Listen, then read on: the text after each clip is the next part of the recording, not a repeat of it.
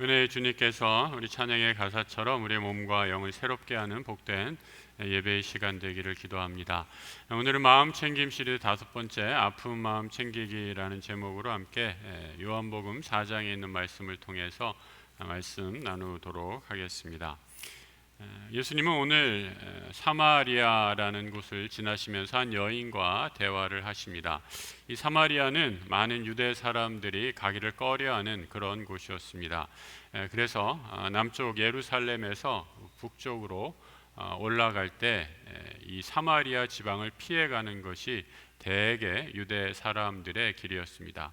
당시 이 남쪽에서 북으로 올라갈 때 예수님이 가셨던 그 경로를 따랐던 순례자들의 길을 나타내는 지도가 하나 있는데 한번 보여주시죠. 대략 3가지 길이 있었는데 우리 아래 예루살렘이라는 곳에서 예수님이 이제 갈릴리로 올라가신다라고 해서 북으로 나사렛이라는 곳으로 이제 올라가게 되는 거죠. 제일 가까운 길이 가운데 흰색으로 난 그런 길입니다. 그런데 이 길, 쉐겜이라는 사마리아 지방을 통과하게 되는 길이었죠. 대체로 이 길로 가면 이틀에서 3일 정도밖에 걸리지 않는데 많은 유대인들, 아니 대부분의 사람들은 이 가까운 길을 버려두고 오른쪽에 이 약간 붉은색으로 표시된 그 길을 따라서 북으로 여리고와 또 숫곳이라는 곳을 통해서 북으로 올라가는 이쪽 길로 가게 되면 5일에서 7일이나 더 걸리는 그런 한참 우회로를 택하게 됩니다. 그리고 잘 가지는 않지만 3번째 하는 길이 지중해 해안가를 따라서 서쪽 해안가를 따라서 올라가는 길이었는데 이리로 가면 훨씬 더 돌아가는 것이었는데 순례객들 가운데 이 사마리아 땅을 지나기 싫어서 이리로 가는 사람들도 아주 적게 있었다라고 하죠. 오늘 주님은 일부러 이 사마리아를 통과하시면서 이곳을 가십니다. 아무도 가지 않았던 곳, 그 배제의 땅을 우리 주님이 일부러 가시는 이유가 무엇이었을까? 이 사마리아는 북왕국의 수도입니다. 이스라엘이 남과 북으로 분열이 되었을 때 우리로 하면 북한의 수도 평양과 같은 곳이 바로 사마리아라는 곳이었죠. 남왕국과 북왕국이 다 멸망하고 나서 바벨론의 포로로 잡혀가게 됩니다. 그리고 한참 지난 후에 다시 유대 사람들이 귀환을 하게 되죠. 에스라와 느헤미야가 백성을 이끌고 귀환을 해서 예루살렘의 성전을 건축하고 이제 다시 무너진 성전들을 회복해야겠다라고 하면서 북으로 올라가야 되는데 이 사마리아 땅에 거하게 되니까 그곳은 완전히 변해 있었습니다. 어떻게 변해 있었는가? 그 사마리아 땅에 거하는 유대인들이 이방 사람들과의 혼인을 통해서 그 민족의 순수한 피가 더럽혀졌다라고 이렇게 생각하게 된 거죠. 그래서 그 후로 사마리아는 배반과 순결치 못한 민족의 대명사가 되고 맙니다. 이러한 배제와 차별이 점점 심해져서 3세기쯤 되었을 때는 아예 유대인들은 사마리아인들과 함께 예배드리지 않고 따로따로 예배를 드렸을 정도입니다. 예수님이 당시 아무도 찾아가지 않았던 이 땅을 굳이 가신 이유가 무엇이었을까? 마치 그 이유가 오늘 6절 이하에서 이렇게 말씀해 주고 있습니다. 때가 6시쯤 되었더라. 사마리아 여자 한 사람이 물을 길르러 왔다라고 이렇게 말씀하고 있죠. 이 6시라는 것 우리 시간으로 그대로 받으면 안 되고 여기에 6을 더하면 오늘날 우리 시간이 됩니다. 유대 시간과 우리 시간이 좀 다르기 때문이죠. 그러니까 정오에 해가 중천에 떠 있는 아주 뜨거운 낮에 한 여인이 우물가로 나와서 물을 길르러 왔다라는 것이죠. 이 중동의 여성들은 정오에 물 기르러 나오지 않습니다. 당연히 너무 뜨거워서겠지요. 너무 더운데 누가 물을 기르러 나오겠습니까? 또 물을 기르러 나올 때 절대로 혼자 나오는 일이 없습니다. 여러분 한번 생각해 보시죠. 이 물통에 물이 비었을 때는 가볍게 혼자서도 들 수 있겠지만 이제 이 물을 가득 채우고 돌아갈 때는 혼자서 들기가 여간만 힘들지 않습니다. 그래서 언니나 어머니나 여성들이 함께 2-3명씩 짝을 지어서 함께 나와 물동이를 지고 돌아가는 것이 그들의 문화였다라는 거죠. 그런데 이 여인은 어찌된 일인지 혼자 왔습니다. 여러분, 우리 주님은 마음에 상처 나고 홀로 된 사람들을 일부러 찾아가시는 분이십니다. 그곳이 사마리아 버려진 땅이다라고 해도 우리 주님은 찾아가서 만나주시는 분이십니다. 오늘 이 예배에 나오신 우리 모든 성도님들, 한 주 동안 살면서 내 마음에 있었던 모든 상처와 아픔들이 우리 주 예수 그리스도를 만나 회복되는 치유와 회복의 예배가 되기를 우리 주님의 이름으로 축복합니다. 예수는 이 여인에게 물을 달라라고 이렇게 청하는데 여인이 깜짝 놀라게 되지요. 여러분, 오늘 한번 생각해 보세요. 오늘날 지나가는 작은 애가 우물가에서 물 한 잔 주세요 라고 이렇게 말했다면 이게 무슨 성경에 기록될 만한 일이겠습니까? 그런데 당시 문화 관습을 따르면 아주 있을 수도 없는 일이다. 이런 일이 어떻게 있을 수 있느냐라고 하며 여인은 깜짝 놀라 왜 나에게 이런 요구를 하느냐라고 예수에게 되묻습니다. 말씀드린 것처럼 여기에는 정치적인 문화적인 편견이 있었기 때문이죠. 사마리아와 유대, 이 피의 순수성을 더럽혔다라고 해서 유대인들은 사마리아 사람들과 상종도 않았기 때문이고, 또 하나 가부장적인 사회에서 유대 남성이 여성에게 말을 건다라는 것 있을 수 없는 그런 일이었습니다. 이런 모든 정치적인 문화적인 편견을 뛰어넘어서 오늘 주님은 사마리아 여인에게 물을 달라 청하는 것이죠. 놀라서 왜 나에게 물을 달라 청하느냐라는 말에 예수는 이렇게 답하십니다. 본문 10절의 말씀인데요, 같이 읽어보죠. 예수께서 대답하여 이르시되 내가 만일 하나님의 선물과 또 내게 물을 좀 달라 하는 이가 누구인 줄 알았더라면 내가 그에게 구하였을 것이요 그가 생수를 내게 주었으리라. 여인은 전혀 예상하지 못한 예수의 답에 마음의 문이 조금씩 열리게 됩니다. 예수는 내가 너에게 하나님의 선물과 또 생수를 주겠다라고 말씀하고 있습니다. 여인에게 늘 목말라 있는 삶의 갈증이 있습니다. 채워도 채워지지 않는 갈증이 그를 괴롭히고 있습니다. 나의 아픈 마음을 누가 채워줄까 투덜거리며 어쩔 수 없이 지친 몸으로 우물가에 나와 물을 채우는 가운데 여인이 예수를 만나 내가 너에게 생수를 주겠다, 하늘의 선물을 주겠다라고 말씀하시는 것을 듣고 놀라게 되지요. 여러분, 우리의 인생은 세상으로 결코 채워질 수 없습니다. 오직 예수 그리스도 생명이신 그분으로 채워질 수 있음을 꼭 기억하시기 바랍니다. 예수님이 다시 목마를 물과 생명 대신 예수 그리스도의 차이를 오늘 본문에서 이렇게 말씀해 주고 있죠. 14절 말씀입니다. 내가 주는 물을 마시는 자는 영원히 목마르지 아니하리니 내가 주는 물은 그 속에서 영생하도록 솟아나는 샘물이 되리라. 여인은 마음의 상처로 늘 목말라 있습니다. 아픈 상처 때문에 아무리 마시고 마셔도 채워지지 않는 빈잔과 같은 내 마음 달랠 길이 없습니다. 그런데 이런 여인에게 예수는 다시 목마르지 않을 생수를, 영생하도록 솟아나는 샘물을 너에게 주겠다 말씀합니다.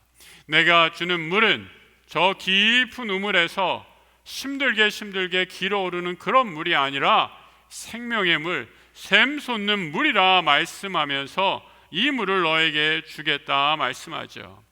이 말을 듣고 여인의 마음이 더 활짝 열리고 이렇게 말합니다. 그런 물이 있다면 그 물 좀 나에게 주세요. 여러분, 처음에 예수님이 여인에게 물을 달라 했는데 이제는 완전히 바뀌게 되죠. 이 여인이 예수에게 도리어 그 물을 나에게도 좀 주십시오라고 오히려 반대가 벌어지고 있습니다. 물을 달라 청하는 여인에게 예수는 갑자기 남편을 데려오라 말씀하죠. 예수는 여인이 가진 마음의 깊은 상처를 건드리십니다. 그러자 여인이 이렇게 대답합니다. 나는 남편이 없습니다. 남편이 없다라는 여인의 말에 예수가 이렇게 답합니다. 내 말이 옳다. 내가 전에 남편이 5이나 있었고 지금 함께 사는 남성도 내 남편이 아니니 내 말에 남편이 없다 하는 말이 옳도다 말하십니다. 여인의 상황을 꿰뚫어 보시는 주님, 여인의 가장 아픈 곳을 알고 계십니다. 여러분, 우리말에 치부라는 단어가 있죠. 누구에게로 드러내고 싶지 않은 부끄러운 죄와 수치입니다. 나의 실수, 나의 약점, 나의 가장 감추고 싶은 나의 죄로 인한, 나의 연약함으로 인한 내 삶의 가장 밑바닥, 그 치부가 드러날 때 여러분 어떻게 우리는 반응합니까? 누가 나를 찌르고 지적하면 그 치부를 건드리면 아주 분노하게 되죠. 뚜껑이 열립니다.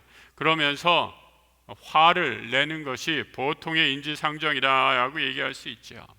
하지만 우리 주님은 이 여인의 치부를 드러내시고 그를 정죄하고 판단하지 않으십니다. 오히려 아픈 상처를 어루만지고 치유하시기 위함이죠. 너는 왜 이렇게 부정한 삶을 살았느냐 판단하고 꾸짖고 정죄하지 않으시고 여인에게 오히려 새로운 생명의 길을 열어주십니다. 물 한 잔 얻어먹기 위해 시작한 우물가에서 만난 여인과의 대화, 그 대화의 주제는 맨 마지막에 오늘 4장 마지막 부분에 예배에 대한 대화로 예수님의 말씀으로 마무리하는 것을 보게 됩니다. 23절 이하의 말씀 같이 한번 읽어보죠. 아버지께 참되게 예배하는 자들은 영과 진리로 예배할 때가 오나니 곧 이때라. 아버지께서는 자기에게 이렇게 예배하는 자들을 찾으시느니라. 하나님은 영이시니 예배하는 자가 영과 진리로 예배할지니라. 여러분, 나중에 집에 돌아가셔서 이 요한복음 4장을 천천히 한번 읽어보시고 이 여인과 예수와의 대화의 흐름이 어떻게 이어지는가 한번 따라가 보시기 바랍니다. 처음에는 아주 인간적인 필요에서 시작하죠. 예수님이 물 좀 달라, 물 좀 주시오 라고 이렇게 여인에게 청합니다. 모두가 피할 수 없는 육체적인 필요를 말하죠. 목이 마르면 물을 찾듯이 인간은 먹고 마시지 않으면 살 수 없습니다. 육신의 필요를 채워야 우리는 생명을 이어갈 수 있습니다. 하지만 이 여인에겐 아무리 먹고 마셔도 채워지지 않는 상처와 아픔이 있습니다. 바로 관계에서 오는 아픔이요 상처입니다. 전 남편이 5이나 되고 동거하는 현재의 남성도 내 남편이 아니다라는 말 속에 이 여인이 가진 인간적인 상처, 관계의 아픔이 그대로 드러나 있습니다. 인간은 결코 혼자 살 수 없는 그런 존재가 인간입니다. 누군가를 사랑해야 하고 누군가로부터 사랑을 받아야 온전해지는 존재가 인간입니다. 하지만 누구도 그 사랑을 채워주지 못합니다. 그래서 여인은 함께 나와야 할 우물가에 친구도 없이 가족도 없이 남편도 없이 홀로 나왔습니다. 그리고 채워도 채워지지 않는 타는 목마름의 갈증을 그 상태를 해서 예수를 만나고 있습니다. 인간은 물을 먹어야 살 수 있습니다. 또한 홀로 살 수 없기에 남편과 아내, 친구와 여러 사람과 함께 사는 사회적 관계를 이루며 살아가야 합니다. 그런데 오늘 말씀에서는 이 모든 관계의 가장 기초적인 것, 근본을 말씀해 주고 있습니다. 바로 우리 인간이 가져야 할 영적인 필요, 영적인 만족을 말씀해 주고 있죠. 영이 채워지지 않는다면 우리는 결코 만족한 삶을 누리며 살 수 없습니다. 하나님께서 우리를 하나님의 형상으로 창조하셨기 때문이죠. 사마리아 여인은 겉으로 보기에는 멀쩡했습니다. 뜨거운 태양 열기에도 아랑곳하지 않고 물을 길르러 나올 수밖에 없는 건강한 몸이었습니다. 하지만 여인의 마음 깊은 곳에 감춰둔 상처, 세상에 먹고 마시는 것으로도 가장 친밀한 관계여야 할 인간관계로도 채워질 수 없었습니다.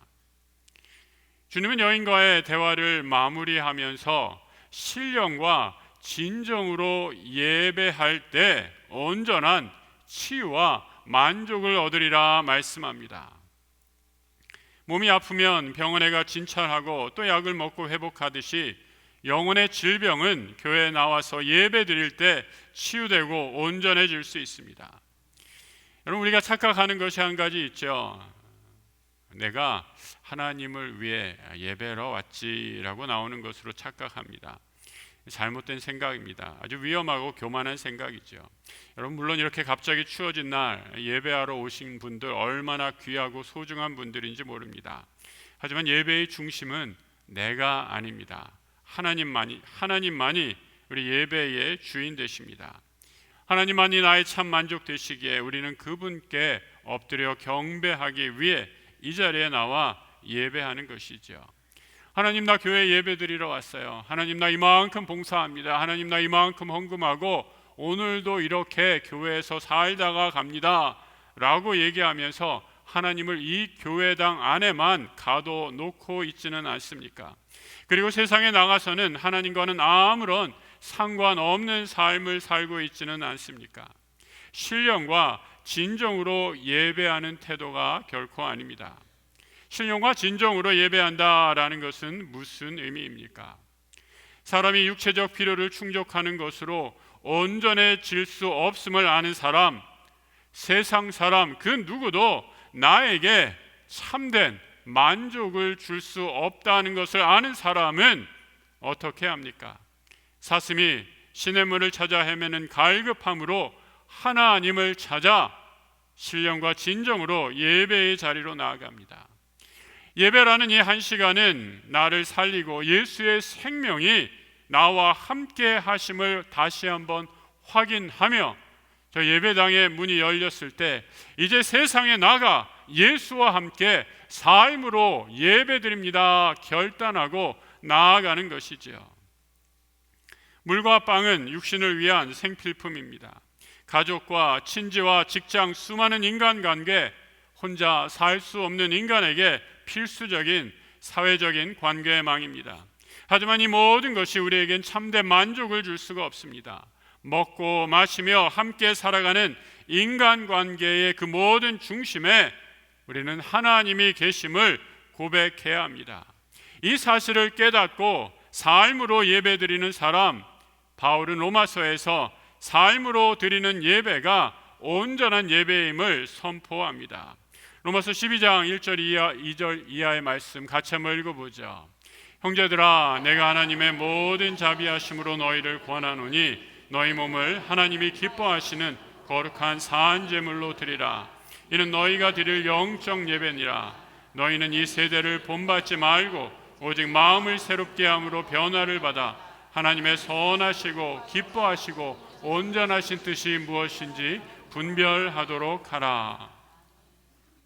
성찬주일에 말씀을 마치자마자 우리 성찬의 상으로 우리 모든 성도님들을 초대합니다. 주님이 나를 위해 흘려주시고 또 상하신 몸과 피를 함께 먹고 마십니다. 우리를 위해 몸을 상하고 피 흘려주신 주님의 몸과 피를 먹고 마시며 내 마음에 깊이 숨겨뒀던 마음의 모든 상처가 치유되는 은혜의 역사가 일어날 줄로 믿습니다. 예수 보혈의 피로 치유되어서 우리 인생에 가장 필요한 분, 세상의 음식도 아니요 사람도 아니라 참 생명이신 우리 주 예수 그리스도를 만나고 그분과 함께 믿음의 길 걸어가는 우리 모든 성도들 되시길 주님의 이름으로 축복합니다. 기도하겠습니다. 하나님 아버지, 우리의 상처나고 아픈 마음 주님께 내려놓습니다. 하늘 양식 생명수로 이 귀한 은혜 누리는 이 예배의 자리에 영으로 임재하여 주셔서 우리의 몸과 영혼이 온전케 치유되는 은혜 누리게 하여 주옵소서. 세상으로 만족하는 사람이 아니라 하나님을 찾으시는 예배자, 하나님께서 찾으시는 예배자 되어 신령과 진정으로 삶의 예배드리는 이 시대의 주의 제자들 되게 하여 주옵소서. 우리의 생명 되신 우리 주 예수 그리스도 이름으로 기도드립니다. 아멘.